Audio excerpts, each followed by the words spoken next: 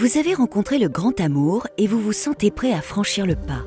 Pour qu'il soit le plus heureux possible, voici quelques petits conseils pour bien vous préparer, car il entraîne des conséquences juridiques, financières et fiscales qu'il vous faut connaître.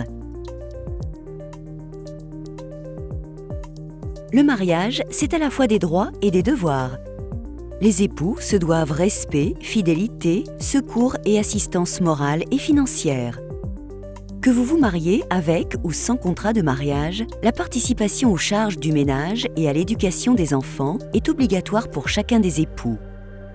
De même, les dettes contractées par le foyer sont à la charge des deux époux, même s'ils ont été contractés par un seul d'entre vous.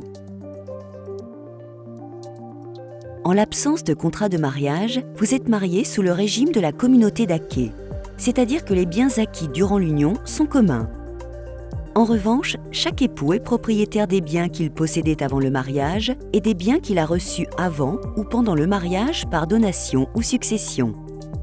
Si vous décidez de conclure un contrat de mariage, vous pouvez choisir un régime matrimonial sur mesure.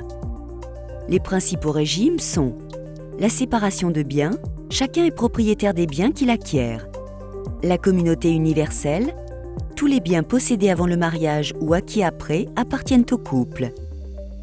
La participation aux acquêts. Durant l'union, le régime est identique à celui de la séparation des biens et à la dissolution du mariage. Les époux partagent la plus-value prise par leur patrimoine. Et enfin, la société d'acquêts. Si vous n'y pensez pas avant le mariage, vous pourrez toujours changer de régime matrimonial plus tard. Mais anticiper est toujours préférable. Et l'aide du notaire vous sera précieuse pour choisir le contrat le plus adapté à vos projets familiaux et patrimoniaux. Contactez la mairie pour déposer un dossier et convenir d'une date de mariage. Il doit s'agir de la mairie du domicile de l'un des futurs époux. Si la célébration religieuse est à la discrétion des époux, le mariage en mairie est quant à lui obligatoire. Si vous souhaitez établir un contrat de mariage, rencontrez un notaire plusieurs semaines avant la cérémonie. Vous devez avoir un lieu de résidence commune que vous choisissez d'un commun accord.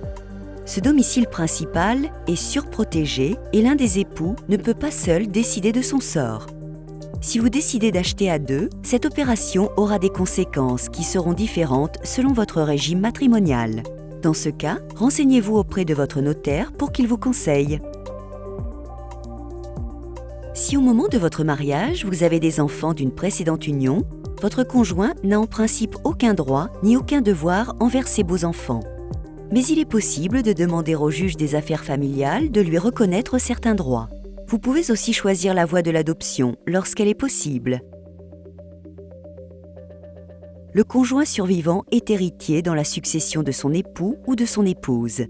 S'il y a des enfants, il peut opter pour l'usufruit des biens ou pour le quart du patrimoine de la succession.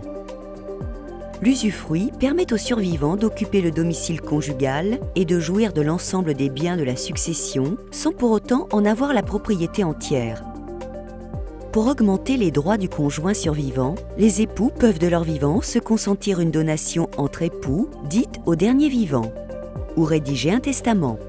Par ailleurs, le conjoint peut demander le versement d'une partie de la retraite que son conjoint décédé percevait ou aurait perçue. On parle de pension de réversion. Enfin, le conjoint survivant est exonéré des droits de succession. Nous vous souhaitons une très belle cérémonie de mariage. À tous les moments de votre vie, ayez le réflexe notaire.